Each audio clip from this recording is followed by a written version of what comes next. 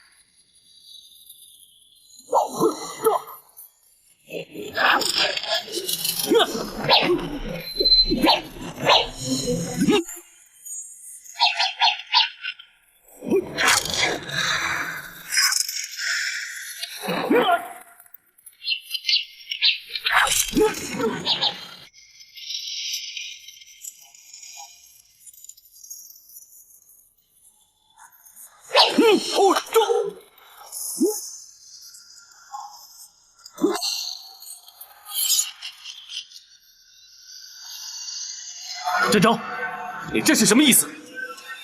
白兄意所何指？你为何剑不出鞘？你是存心看不起我白玉堂？白兄误会了，既是切磋比试，又何须兵刃相见呢？不是切磋比试，而是为了名誉而战。如果你不肯放手一搏，休怪我毁去玉佩，让你交不了差。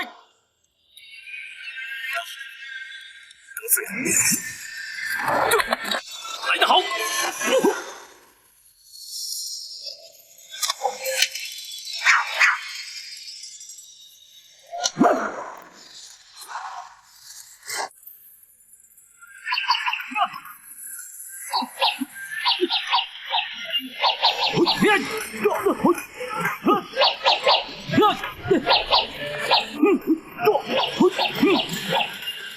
这下有热闹看了，我也想看看究竟谁比谁强。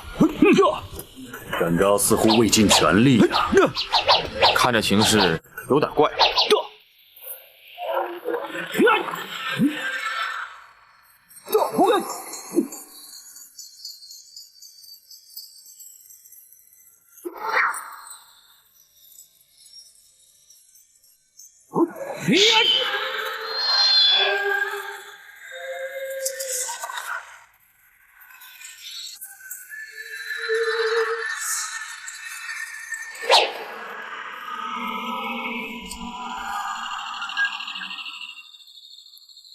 南侠展昭也不过如此。白五爷果然高明，展昭佩服。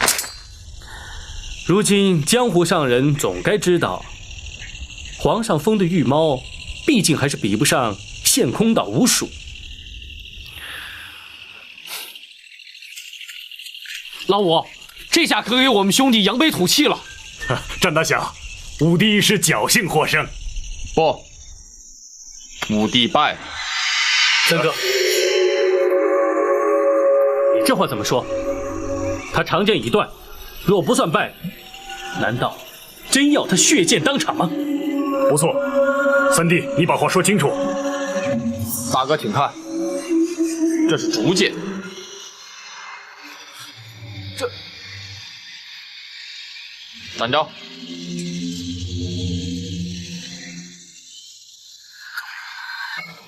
请听展昭一句肺腑之言。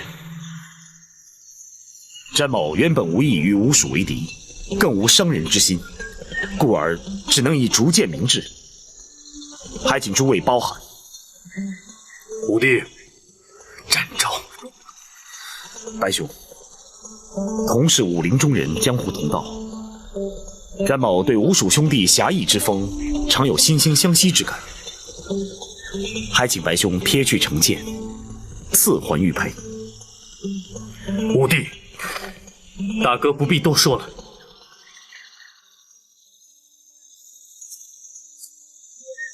二哥，我来了，我来了，老五，你赢了。不，啊，我输了。不过，不是输在技不如人，而是输在气度。南侠之所以称为侠，我白玉堂今天总算见到。白玉堂输的无话可说。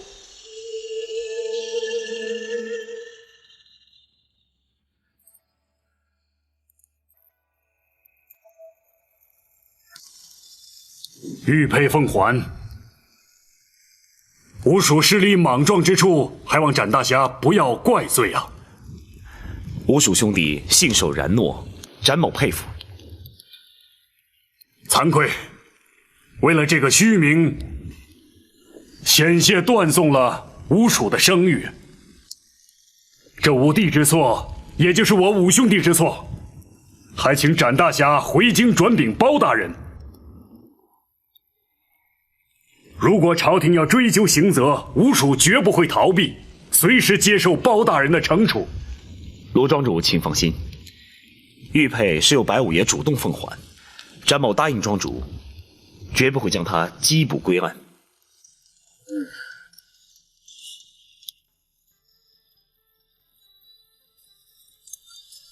怎么不见白五爷？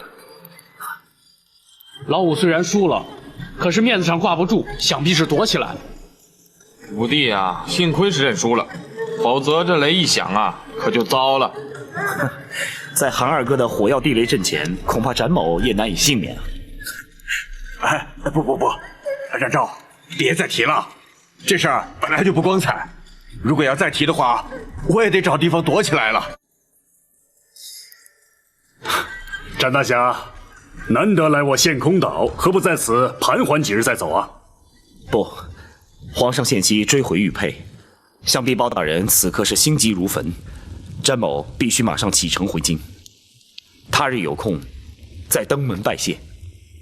那好，那我们兄弟就不留展大侠了。四弟啊，在，你亲自送展大侠过湖。好，没问题。不敢有劳蒋四哥。放心，这次我不会把船拆了。告辞。告辞。请。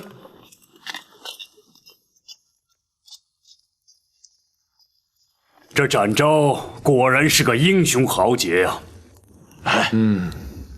哎，二哥，武帝要是没认输，你真眼抱着地雷？这个嘛，哎，我可是告诫过你，不准用这地雷啊！啊，哎呀，我就实话跟你们说了吧，反正武帝也不在这儿，我埋的呀，那根本就是空地雷，他没装炸药啊。你呀！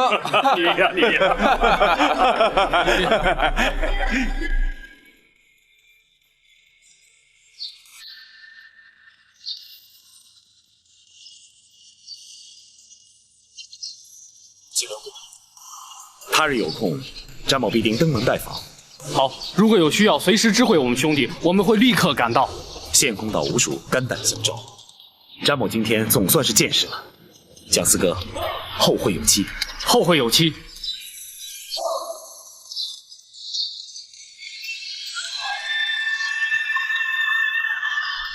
好一个羽毛展昭，在下心服口服。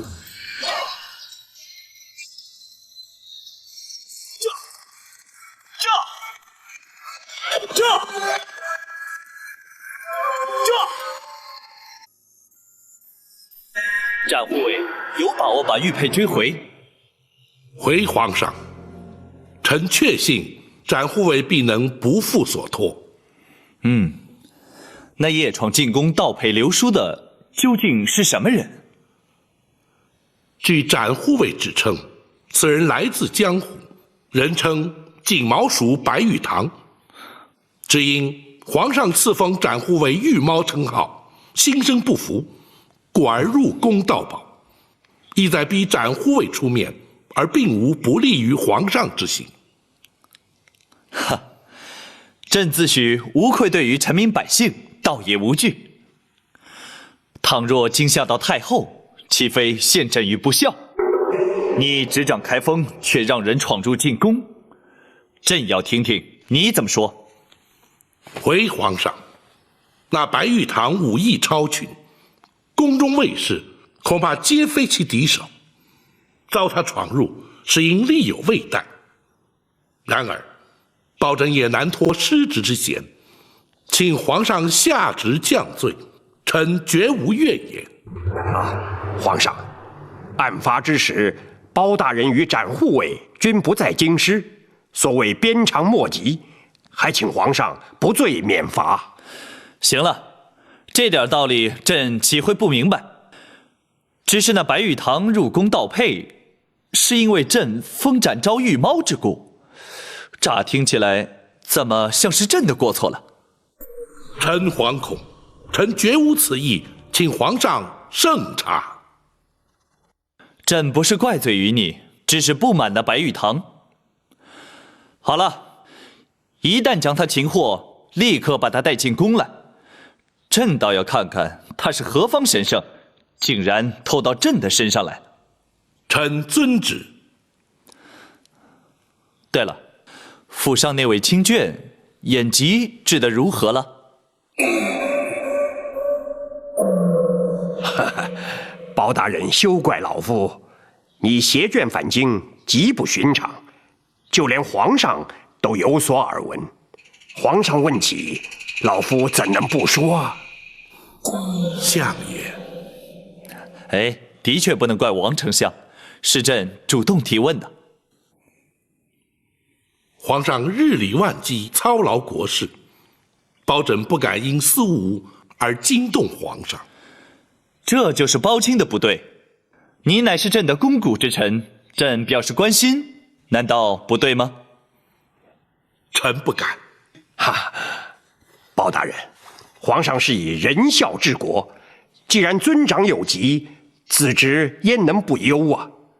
包大人公务繁重，若是再为家务所累，岂不反倒让皇上心中不安了吗？这包拯绝不会因私害公。行了，朕知道你一向公而忘私，既然朕已开口询问，难道包青就不打算回话吗？臣不敢。那位老夫人正在府中由公孙先生诊治，请皇上万勿挂心。好，公孙先生神医神术，想必能够治愈。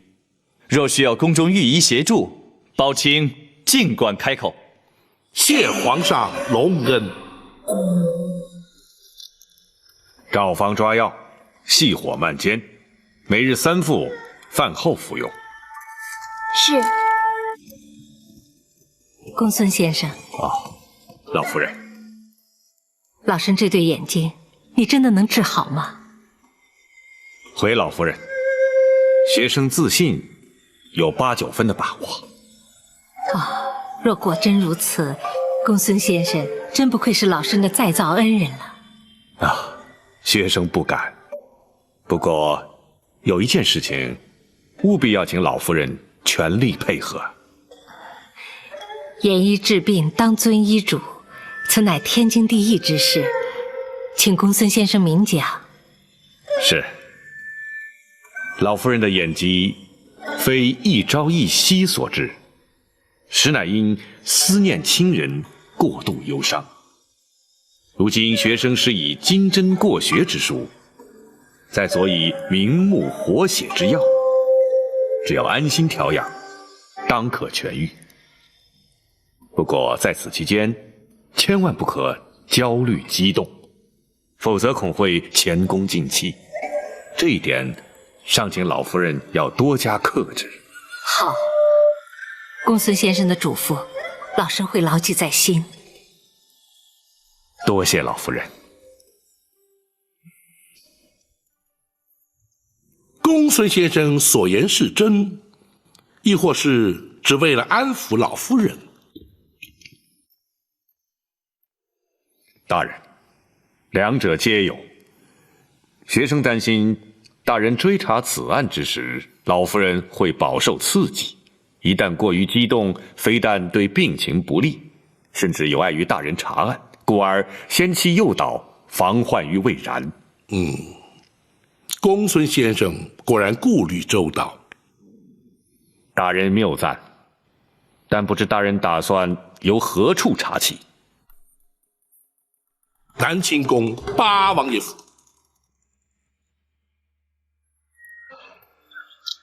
包大人若再不回来，本王可就手痒难耐了。故而陈州事了，包拯就立刻赶回京了。哦，哼，没想到包大人也会口出狂语啊！不该，不该呀！王爷怎知包拯所言不实？哎，贼人夜闯进宫，盗配流书，惊扰圣驾。包大人难道不是为了此事赶回来的吗？的确难逃王爷法眼，正是为此。追查的如何了？展护卫已前往追击，日内当可将玉佩追回。那就好。若是追不回玉佩，皇上势必耿耿于怀，睡不安枕了。圣驾遭到惊扰，皇上心中不悦，包拯犹能理解。为了一方玉佩，让皇上耿耿于怀，却让包拯不解。此佩对皇上来说意义非比寻常。包拯愿闻其详。那方玉佩原本是太宗皇帝生平最爱之物。先皇被立为太子之时，太宗皇帝便以此玉佩相赠。如此说来，那玉佩乃是先皇传于皇上的遗物。不，皇兄当年将此佩赐予了一位宠妃。但不知是哪位娘娘。是，往事已矣，人事全非，不提也罢。那么玉佩又怎会到了皇上手中啊？皇上7岁那年被选立为太子，进宫之日，偶遇这位皇娘，二人一见投缘，便以此佩相赠。自此，皇上终日随身佩戴，从不离身。此佩被盗，皇上自然难以释怀了。先皇遗物辗转重回皇上手中，也可称得上是冥冥之中自有天定了。这位皇娘对皇上期许甚深，而以仁孝2字相勉，这也是皇上立志以仁孝治国之因呢。难怪皇上对这玉佩如此在意。但不知那位皇娘如今又在何处？20年前便已因故身亡了。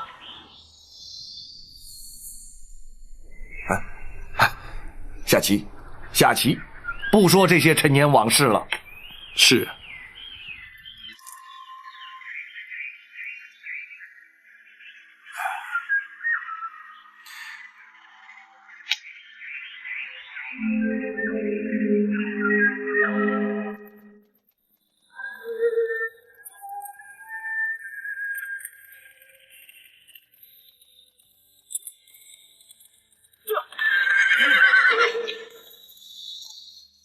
展大人回来了。大人可在府中？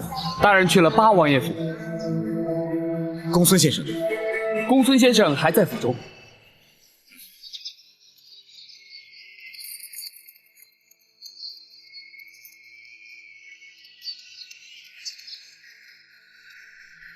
展护卫辛苦了，可曾追回玉佩？信不辱命。太好了，如此一来，大人可以向皇上交代了。学生立刻通知大人。且慢，展昭有一事要和公孙先生商议。展护卫，请说。玉佩虽然追回，詹某却没有将白玉堂带回来。啊！在大人回府之前，还请公孙先生帮忙想个对策。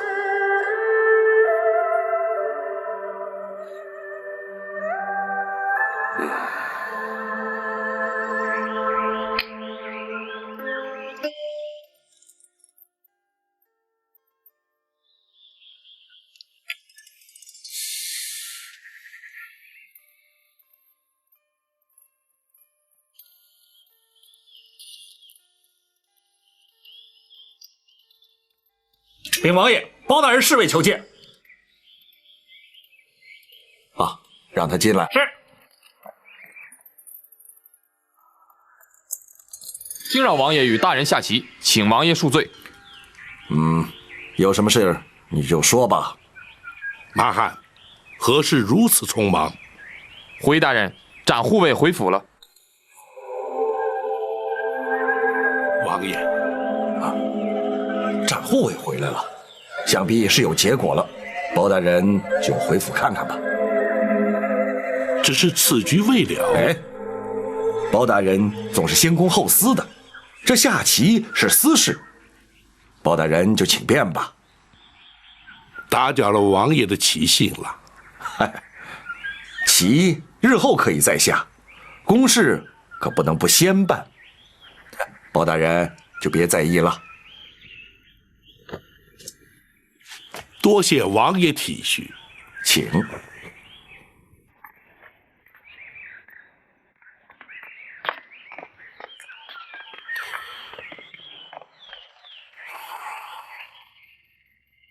大人，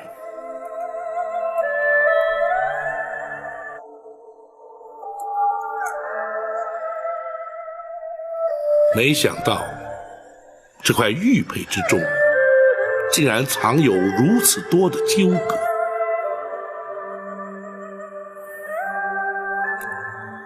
展护卫此行可还顺利？回大人，献空岛吴蜀不愧是侠义中人，比武较技虽在所难免，但最后还是由白玉堂主动将玉佩归还，并未多生枝节。主动归还？白玉堂入宫盗佩，旨在展昭，目的既已达到，自然不再刁难。那白玉堂如今又在何处？仍在献空岛。展护卫因何不将他一并带回归安？大人，白玉堂素无恶行，入宫盗宝也仅是一时冲动，故而属下并未将他带回。然而他夜闯进宫，惊扰圣驾，盗佩流书，行径嚣张。无论是否一时冲动，违法犯纪，却是事实。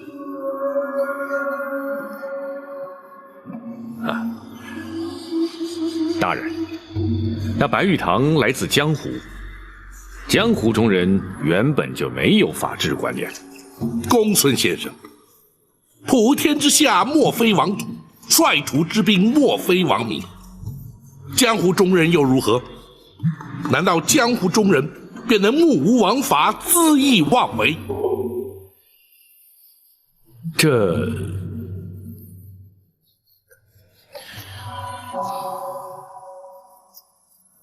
展护卫，本府知道你也来自江湖，然而却随本府成为执法之人，倘若江湖人便可不遵王法，斩护卫又将如何执法？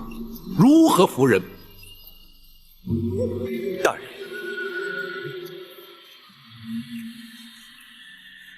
斩护卫追回玉佩，有功在先；纵放轻犯，却有过于后。依法论法，你难逃失职之嫌。属下明白。大人一向知法守法，执法护法，然而展昭遵从的却是江湖道义与人之常情。倘若因而触法，愿承担失职之罪，任凭大人惩处。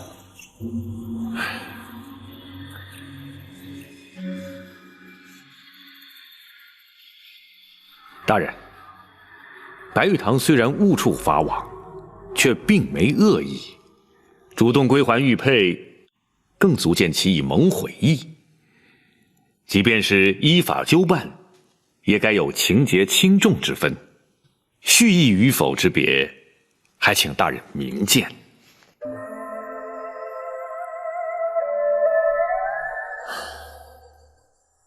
公孙先生与斩护卫心意，本府何尝不知？只是那白玉堂违法事实，本府绝不能坐视不管。至于判罚是轻是重，却并非本府所能左右啊。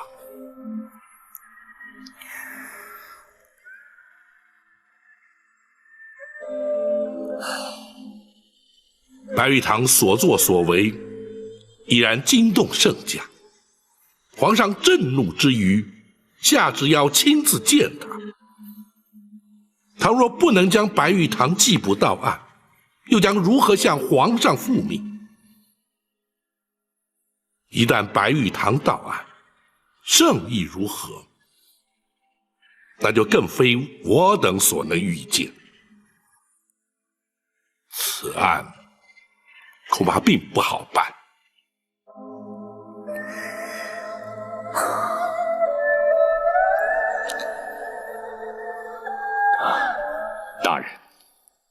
大人何不先入宫还佩，然后视皇上动静再做决断？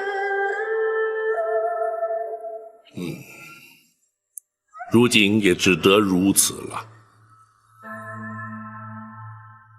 不过还有一事，较此事更为重要，必须先让斩护卫了解内情，日后才可以协助本府一并查案。莫非属下前往陷空岛之时，还有重大案件发生？不错，而且此案势必远远超过斩护卫所能预测。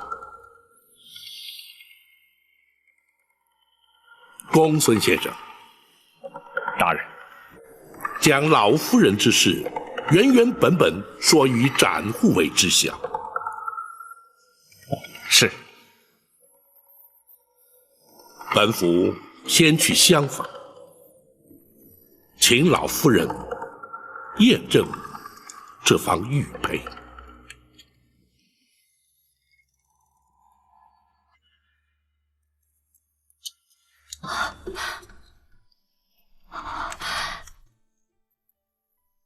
是他，是他，错不了。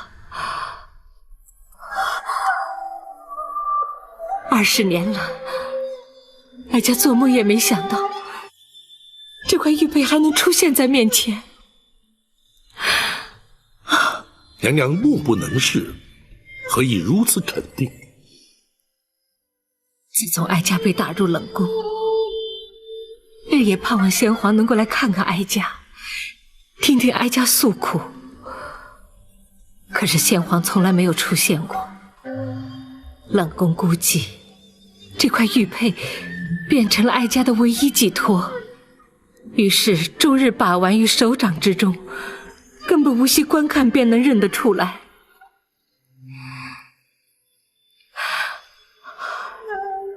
当年娘娘怎会舍得将玉佩转赠于初封太子的皇上呢？一则，哀家对皇上的期盼已成了绝望；二则对皇儿一见如故，虽不知他是自己的亲生骨肉，哀家将思子之情完全倾注于他的身上，所以哀家才将这块玉佩转赠于他。娘娘当时恐怕对先皇已无恨意，否则也不会仁孝二字期许皇上啊。宝卿，你如何得知当年哀家对皇儿所说的言语啊？回娘娘，皇上自登基以来，始至以仁孝二字治国。再者，八王爷也已向包拯提过此事。八贤王已知，哀家还在世上。不，八王爷不知道。包拯以为时机尚未成熟，故而未向王爷禀报，还请娘娘勿怪。既然哀家将此事全部交给包拯处理，一切就听你的安排。只是何时才是时机成熟呢？皇上对娘娘所赠玉佩珍如至宝，包拯想借机试探圣意如何。同时陈琳陈公公也已告劳退隐，必须查明他如今的居处。唯有待陈琳来到，查明所有相关细节之后，方可谓时机成熟。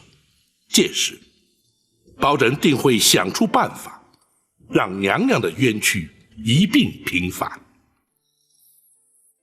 哀家一切就听包卿安排。谢娘娘，还请娘娘赐还玉佩，包拯也好进宫复旨。真没想到，他会将这块玉佩一直珍惜爱着。宝卿说的对，皇儿一定是位仁德的好皇帝。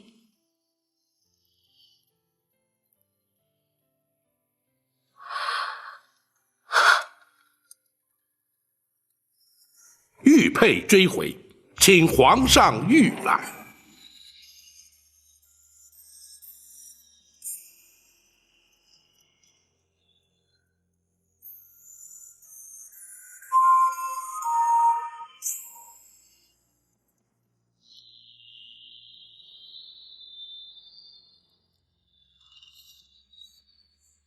不错，正是此佩。宝卿，平身。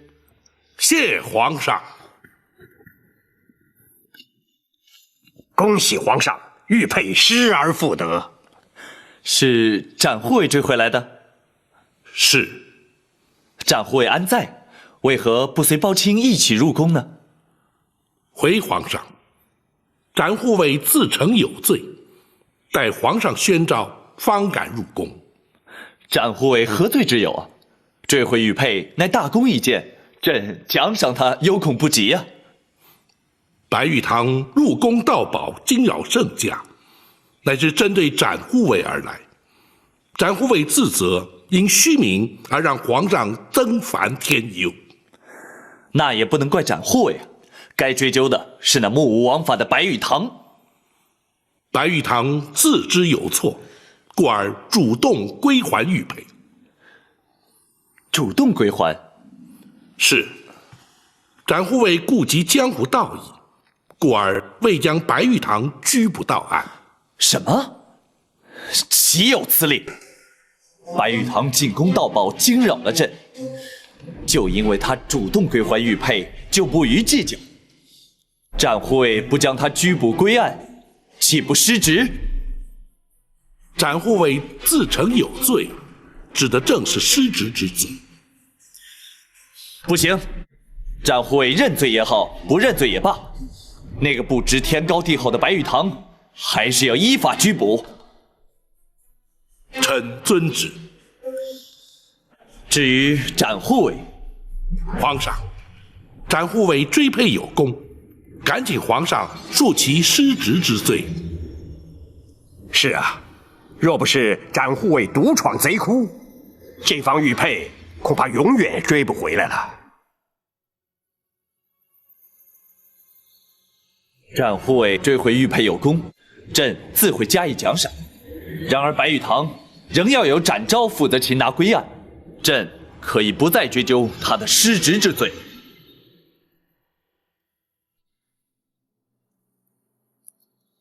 皇上坚持要展护卫把白玉堂抓回来。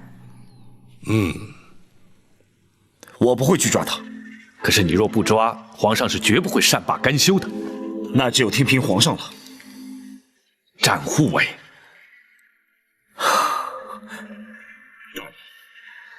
我亲口答应过卢庄主，不会将白玉堂缉捕归案。本府明白。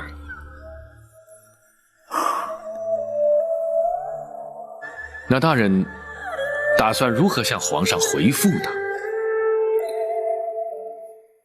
本府尚无对策。可是展护卫，老夫人一案，展护卫可都明白了。公孙先生已对属下说了，真没想到世上竟会发生这种事情。不错，的确很难让人置信。此案才是当务之急，是否将白玉堂拘捕到案，已经不是那么急切了。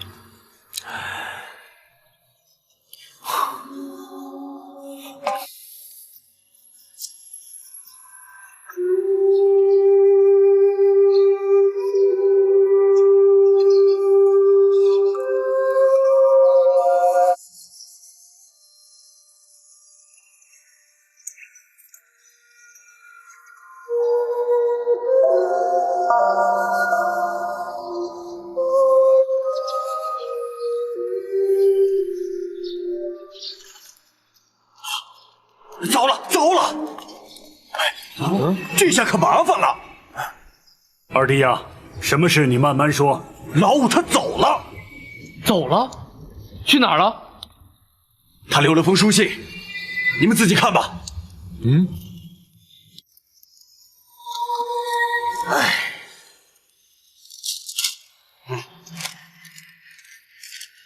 四位兄长如晤，弟夜闯进宫，盗宝留书，原为与展昭斗气。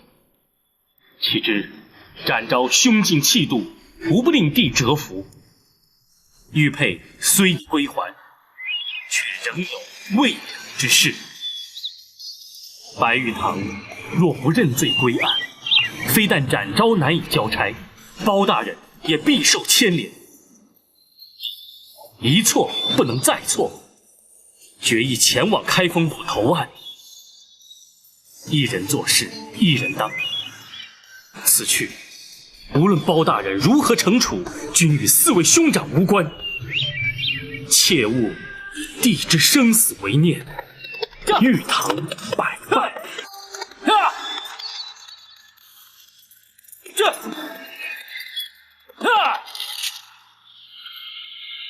不妙啊！五弟去开封府投案了。五弟是不是疯了？如果包大人真定他的罪，他非死不可。是啊，大哥，这下麻烦可大了。大哥，我们把他追回来。不，五弟的脾气大家都知道。他既然决定去开封府投案，就算是追上他，他也不会回头。那我们也不能眼睁睁看着他去送死啊！三弟，平时你最为冷静，你说说，我们该怎么办？如果他存心去死，我们就随他去。老三，你这说什么话呀你？是啊，三哥，我们是磕过头的结拜兄弟，说什么也不能不管呀。三弟啊，你这个说法谁都不能接受，这也不像是平日的作风啊。大哥，按我平日作风，我会怎么办？有难同当，有福同享啊！我现在正是此意。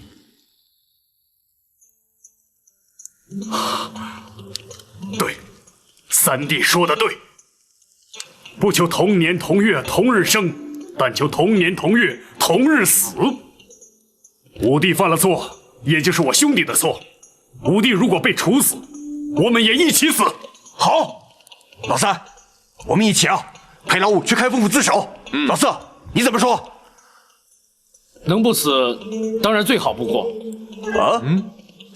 不过要是非死不可，那就死吧，反正一起作伴。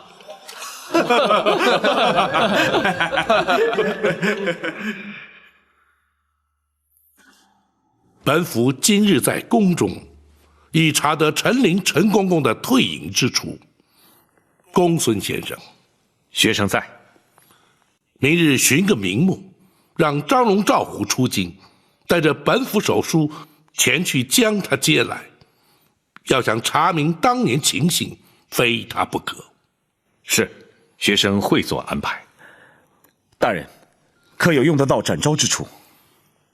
太妃娘娘的安全，还是要劳展护卫负责。府衙之中虽然戒备森严，但仍然不可掉以轻心。属下明白。在陈琳回京之前，本府会与八王爷多做接触。倘若能探得他的口风，对日后也方便许多。大人，拘捕白玉堂归案之事，若是皇上下旨催办，大人打算如何应对呢？暂且顾不得了。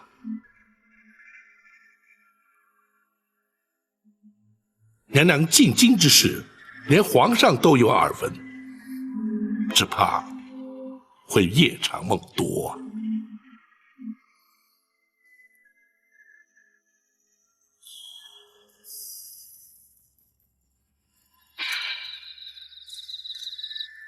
时辰已晚，母后想必累了吧？其实哀家并不累，难得皇上今夜心情好，多说几句也没关系。朕今日心情的确很好，失而复得，总是令人高兴的嘛。哦，皇上什么东西丢了？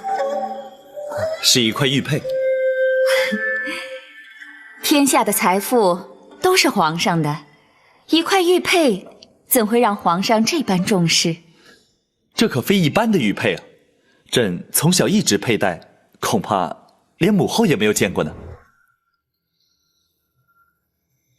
可是八贤王或是狄娘娘所赠？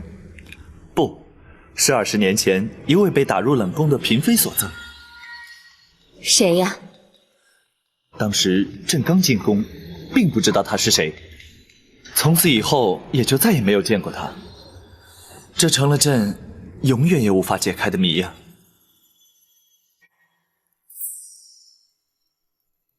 皇上，奴婢在后宫一直服侍娘娘，这20多年前被打入冷宫的嫔妃，奴婢一定认得。皇上可以把那块玉佩拿给哀家看看吗？或许能够解开这20年之谜。怎么，连哀家都不能看吗？不，当然能。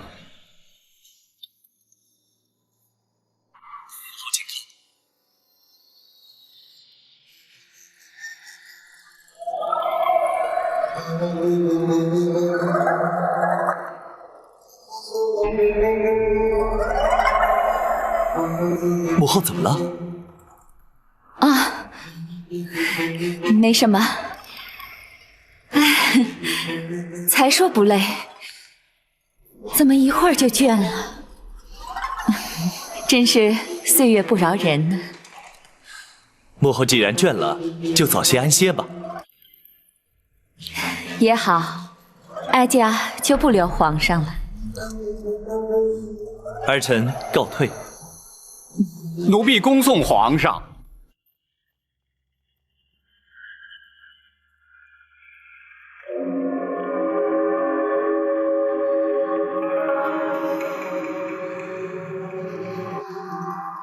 娘娘，娘娘，是的，皇上见过他。娘娘说的是李妃。娘娘这怎么知道的？那块玉佩是先皇最珍爱之物，一直佩戴在先皇身上，后来却送给了他。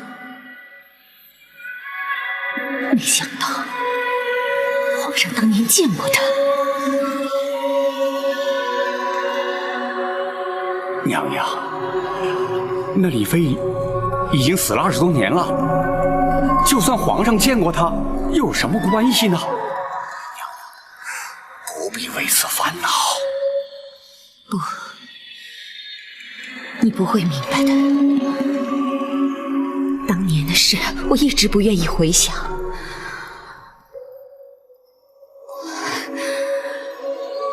可如今，却不知怎的，隐有不祥之感。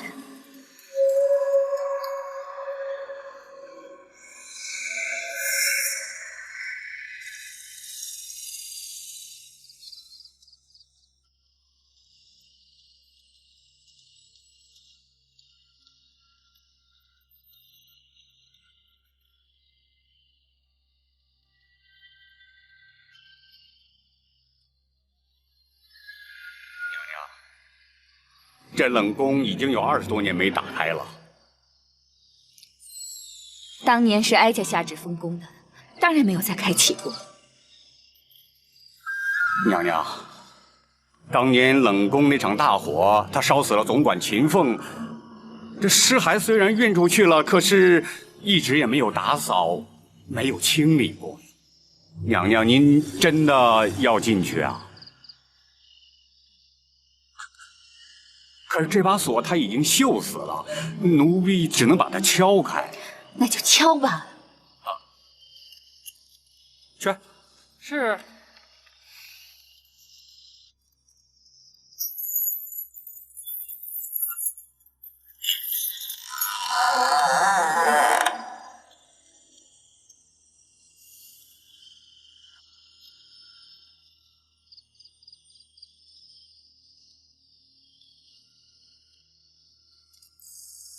你们都留在宫外。是。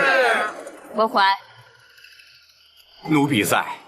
你陪哀家进去。是。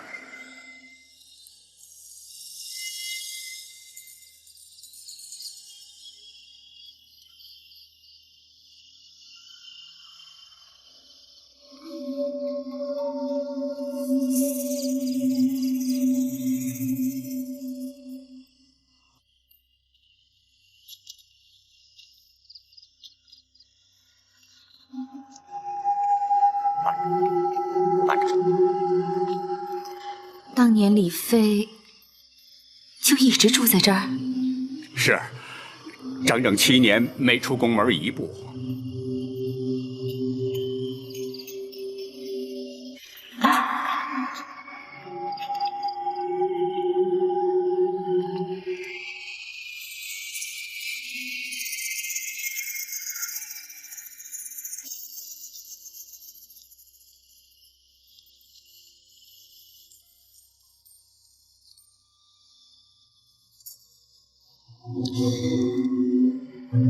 这种日子的确不如死了的好。娘娘，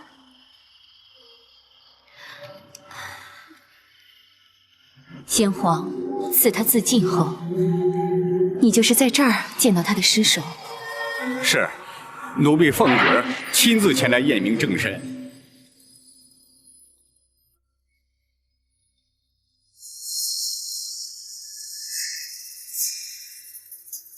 郭总管，请看。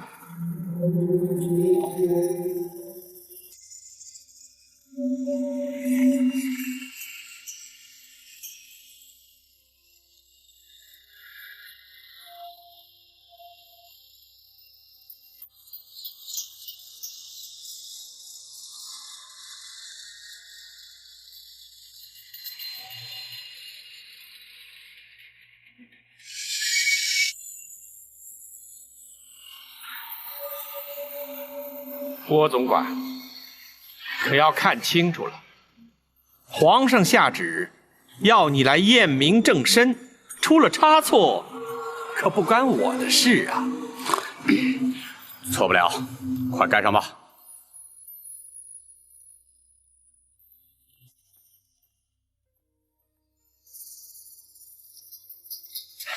郭公公，秦风，你干什么去了你啊？皇上降旨让李贵妃归天，你这冷宫总管怎么能不在啊？回公公，冷宫一个小太监于中染了疾病，眼看就不行了。我派人呢，赶快把他送出宫去，要死也得让他死在宫外边，免得给后宫沾染了晦气。请公公原谅卑职失职之罪。那也得把这正事处理完再办呐。行了。咱们三个都是奴才，都是替主子办事的，谁也别说谁。郭公公是后宫总管，教训是应该的。好吧，你愿意挨训，那就怪不得别人了。陈公公是首领太监，皇上身边的人，当然不知道后宫难待呀。咱家要是不在这儿盯着紧点儿，怎么向太后娘娘交代呀？好好好，你后宫的事我不管就是了。秦风，李娘娘已经归天，明天清晨会有人来为她清洗换装，运出宫去安葬。从现在开始起，你在这儿给我盯着紧点，出了问题，咱家拿你试问。是。郭总管，能出什么问题呀？难道郭总管还怕李娘娘站起身来跑出宫去不成？后宫有后宫的规矩，陈公公不是说不管了吗？怎么，现在又有意见啦？好，后宫你说了算，我就不管了，我得向皇上交旨。咱家陪你一块儿去交旨。谁知道当天夜里，冷宫就失了火。是，奴婢猜想，一定是秦凤守夜睡着了，碰到了烛火，才引起了大火。奴婢亲自过来查验过，火场里有2具焦尸，一具是秦凤，一具就是李妃。国怀，你可知道当年哀家为什么要把这冷宫封起来吗？这奴婢不知道，奴婢也一直不敢问。哀家想，只要封住冷宫，就能把李妃的魂魄封在这儿，她永远出不去，也永远不会找我报仇。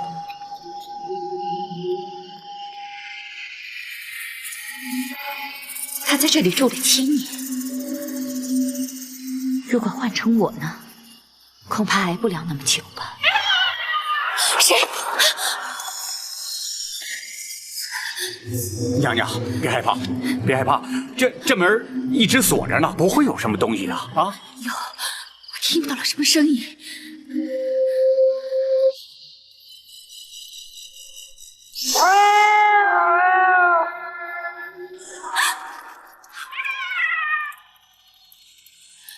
娘娘，没吓着您吗？快回宫吧。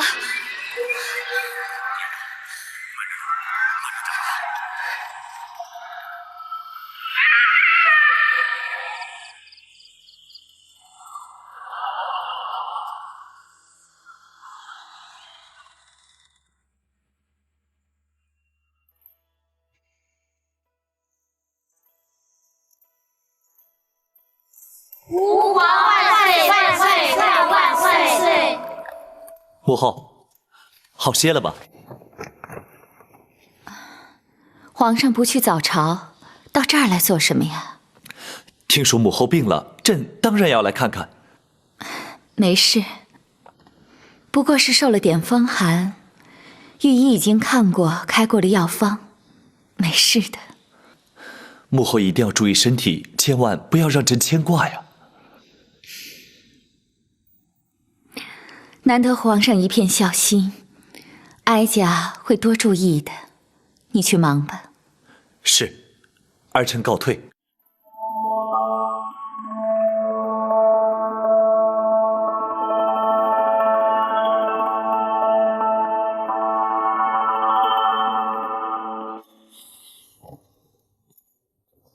郭淮，奴婢在。你怎么那么不小心？怎么能让太后受了风寒？奴婢该死。起来吧。谢皇上。听说昨天夜里你陪着太后去了冷宫。太后去冷宫干什么？回皇上，太后只要去，奴婢不敢阻拦呐。冷宫尘封了20年，除了烧焦的破瓦残壁，什么也没有。太后为何要在深更半夜去冷宫呢？回皇上，太后是去凭吊吸入宫中的姐妹。20年前，朕还误闯过冷宫，之后没多久，冷宫就失火了。难道太后去凭吊的是住在冷宫的嫔妃？是。莫非是朕遇见过的那一位？郭淮，奴婢在。冷宫里住着什么人？怎么？难道连朕都不能知道吗？不，奴婢不敢。当时住的是玉成宫被打入冷宫的李娘娘。李娘娘，失火之时，她可曾在宫中？在。回皇上，当时李娘娘就是被烧死在冷宫中。太后娘娘和李娘娘情同姐妹，昨天是她的忌日，所以才去凭吊。原来如此，怪不得朕一直没有再见过那位李娘娘。太后如此念旧，倒是让朕颇觉意外。只是这么多年来，为什么不把冷宫修缮重整呢？回皇上，太后娘娘为了缅怀故人，故此下旨维持旧貌，并且深锁宫门，不许任何人进入。太后虽然顾念旧情，可都井私人却徒增感伤。也许太后的病正是因此而起。郭淮，传朕口谕，即日起重修冷宫。皇上。等建好之后，就不把它当作冷宫之用。朕的后宫绝不要这样惨无人道的地方。奴婢遵旨。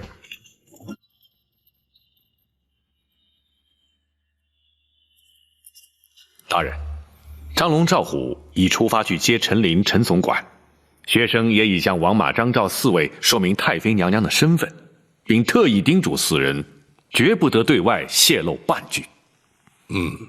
的确不能露出半点风声。可陈琳居住的地方离京数百里，一去一回，恐怕要不少时日啊。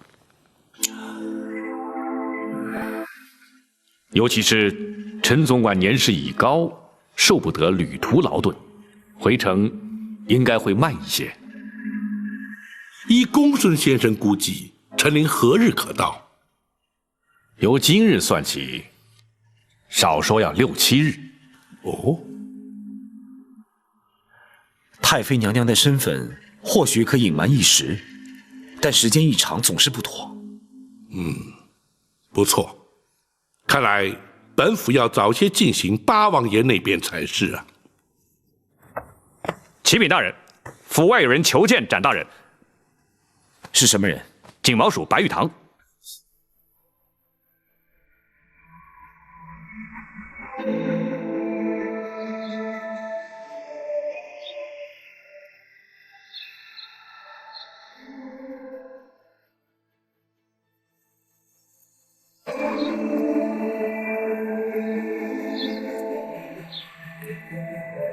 白兄怎么会来到开封？寻詹某何事？白玉堂来找的不是你，那白兄要找的是包大人。找包大人有事吗？白某是来向包大人投案。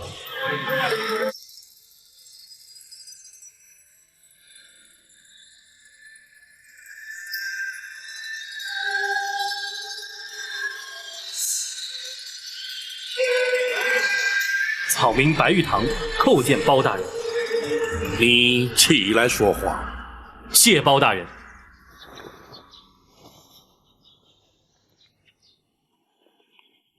你是来向本府投案的？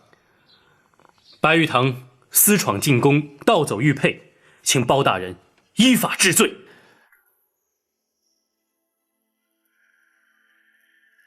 大人，白玉堂主动奉还玉佩，还请大人明鉴。展昭，你不必替我说好话。玉佩虽已交还，刑责还是要追究，否则包大人也难向皇上交代。本府如何向皇上交代，不劳你操心。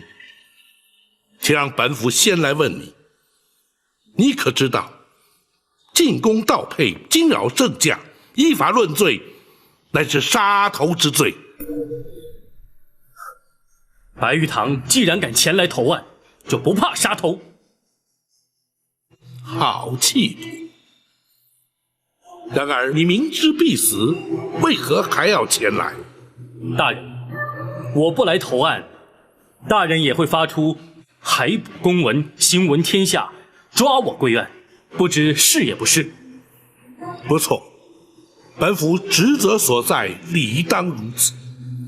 然而，以天下之大，江湖之广，你若是藏匿不出，要想抓你，也未必能够如愿。你又为何要前来自投罗网？好汉做事好汉当，白玉堂不想连累他人。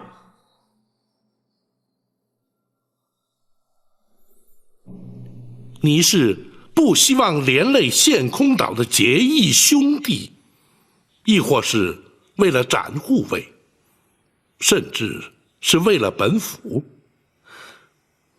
包大人，白玉堂既然已经前来投案，又何必追问其他？请包大人立刻将我收押定罪。不，詹某答应过卢庄主，绝不会将你逮捕归案。倘若因此受到包大人责罚，甚至遭到皇上降罪，詹某也会一肩承担。展昭，我白玉堂一生心高气傲，绝不肯受人点滴恩惠。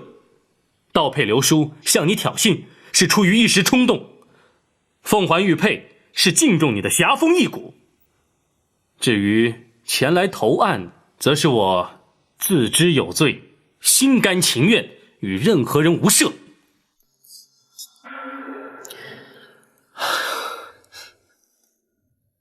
大人，公孙先生，本府自有定论。是。白玉堂，你盗佩流书，还佩投案的来龙去脉，本府已然明了。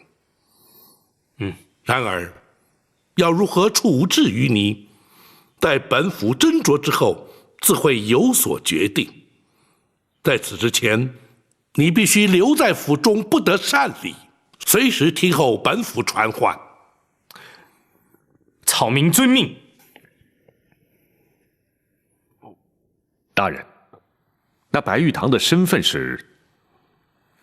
无需关押，也不必监管。他若有逃脱之意，又岂会前来投案？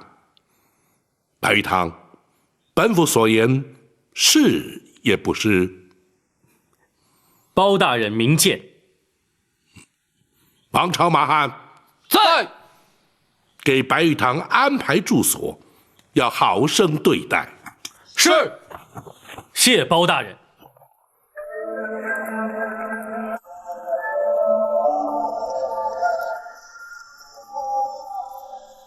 大人打算如何处断？那白玉堂虽然行事乖张，却不失侠义之心，不能以一般罪犯视之。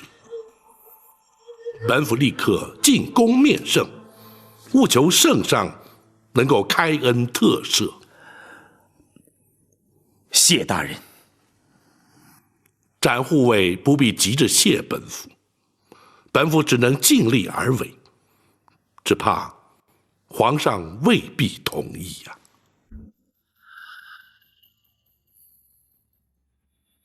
不行，那白玉堂夜闯进宫，根本就没有把朕放在眼里。朕有什么理由赦免他的罪？回皇上，白玉堂原本是针对展护卫，绝非存心对皇上不敬啊。他和展昭怄气，就能闯进朕的禁宫，而且还盗走了朕最珍贵之物。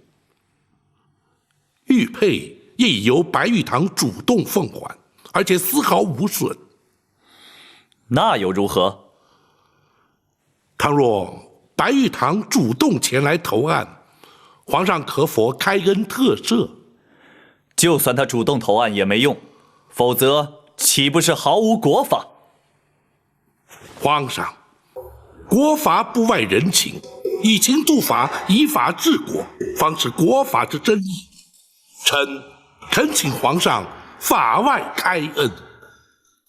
道正，你为何急于替白玉堂开脱？你一向执法守法，难道要因为一个白玉堂而改变不成？回皇上，包拯绝不敢违法徇私。然而，法有严疏之分，罪有轻重之别。白玉堂所作所为的确触法，然而却并非罪大不赦。此人虽桀骜不驯，却颇具侠义之风。倘若能够收为朝廷所用，未尝不是朝廷之福啊！什么？你不但要朕赦免他的罪，而且要朕将他收入朝廷。若是他能够戴罪立功，以功折罪，非但朝廷能够增添以有用之才，更足以彰显皇上仁恕之德。微臣斗胆，恳请皇上开恩。包拯，你真这么想？难道你就不怕引狼入室，所事非人？臣为国举才，一无所惧。好，朕就给他一个机会，让他戴罪立功。朕倒要看看他能立下什么奇功来，是不是真能让朕足以赦免他的罪？臣遵旨，谢皇上。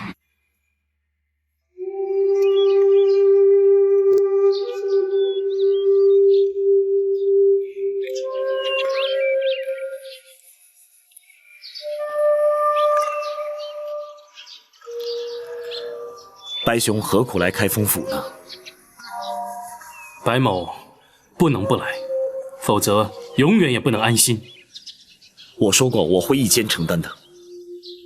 展昭，虽然比武较技我承认输了，但是并不表示我肯接受你的保护。我明白。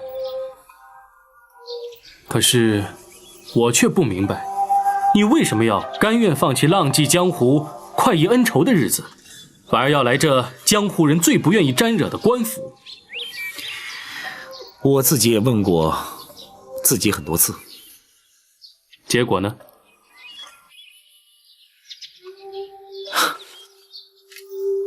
如果不是包大人，我不会接受官职。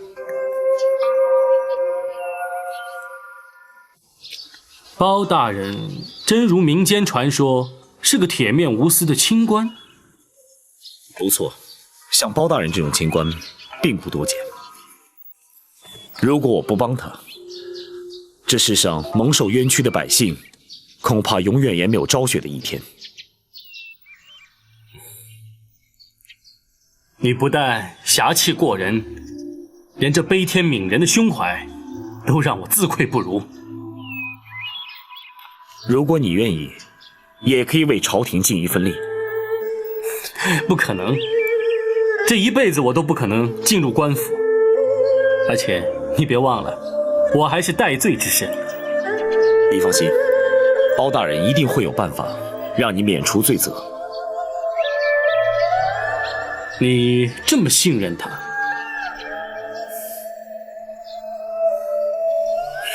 士为知己者死，连这一点我都比不上。真可笑，居然为了一点虚名和你争斗不休。难怪江湖人称你为南侠。的确，鼠不如猫。白兄弟，哎，你放心，我已经不在意这些了。展大人，府外有人求见。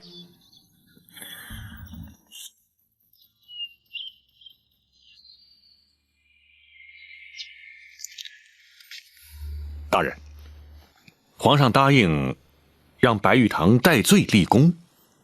不错。大人打算让他立什么功啊？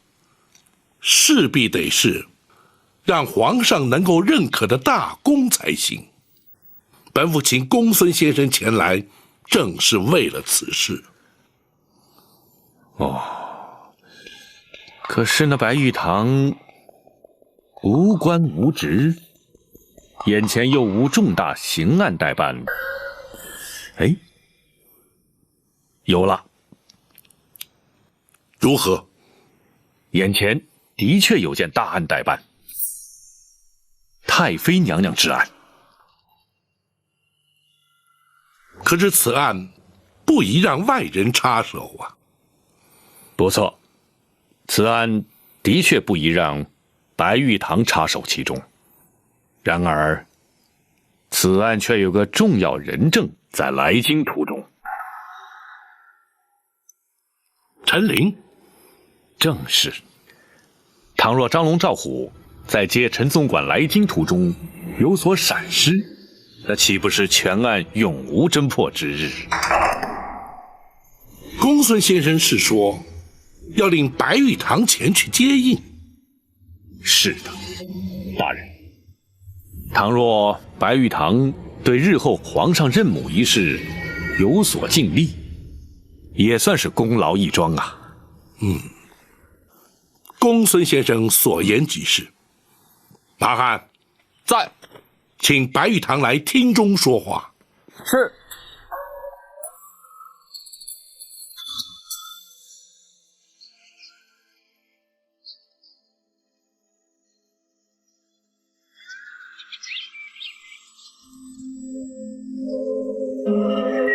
白玉堂，你看谁来了？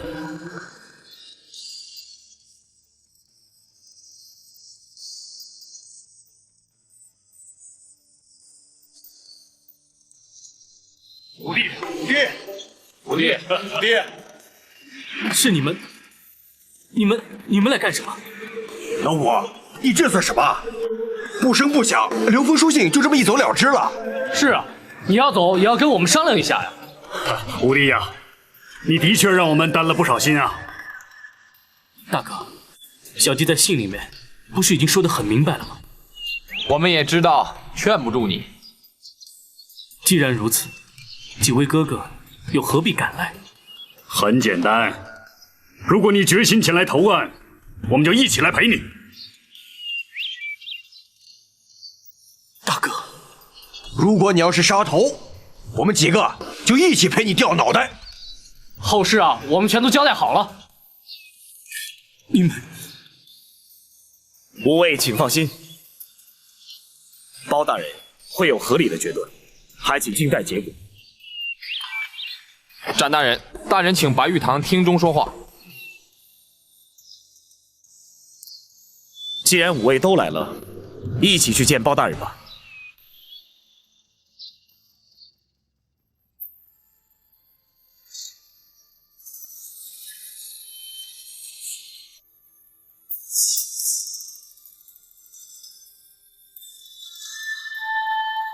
启禀大人，现空到吴蜀道。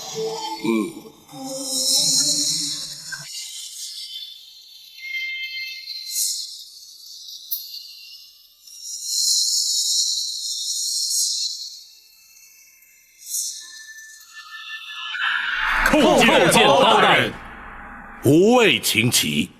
谢包大人。卢方率陷空岛五属向包大人投案请罪。白玉堂进攻盗宝，你们4人有何罪之有？回包大人，我们兄弟5人同生一气，生死相依。倘若武帝有罪，我等情愿同罪。江湖中人难道都如此义气？回大人，江湖中人义字当先，对他人来说或许言过其实，可陷空岛五属却称得上是义薄云天。所谓儒者以文乱法，侠者以武犯禁，如今看来却也未必尽然。白玉堂虽莽撞处罚在先，却勇于认罪于后。你们兄弟4人虽未处罚，却因义之所至，甘愿同罪。若依本府，吾属当为无义。谢包大人谬赞。大人，莫非皇上赦免了白玉堂之罪？不，本府虽对武艺赞誉有加，但白玉堂犯法却是不争事实，自当泾渭分明，不能混为一谈。包大人言之有理，我们兄弟听候判罚。白玉堂虽有罪在身，但皇上以人数为怀，其以戴罪立功。若能将功折罪，或可免去刑责。这如何戴罪立功？还请包大人明示啊！公孙先生，是。大人正在追查一桩重大案件，唯一的关键人证不日便到达京城，唯恐在途中遭奸人灭口，所以请你们五属保护进京，这便是大功一件。草民兄弟5人愿听包大人差遣。好，本府已派人前去接人，公孙先生自会说明接应之道。时间紧迫，即刻启程。是。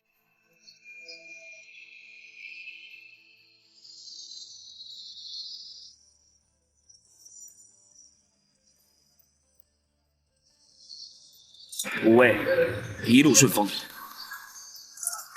展大侠协助之恩，吾属用之不忘。好说。